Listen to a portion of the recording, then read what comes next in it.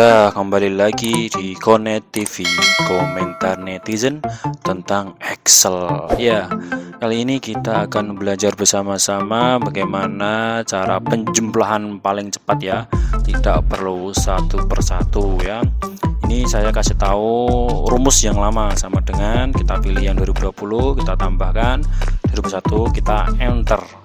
Ini adalah, kemudian kita drag ke bawah.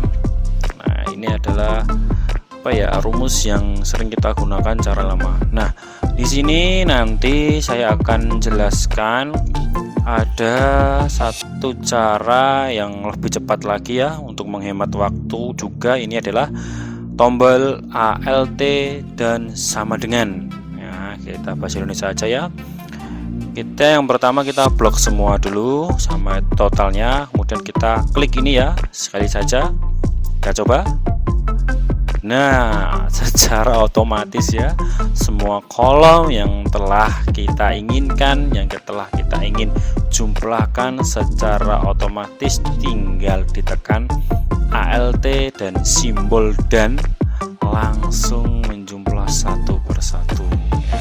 Sangat mudah ya. Coba kita sekali lagi ya, kita pilih ini, kemudian kita tekan ALT dan sama dengan, nah langsung muncul ya jumlahnya. Cukup sekian dari saya, enjoy.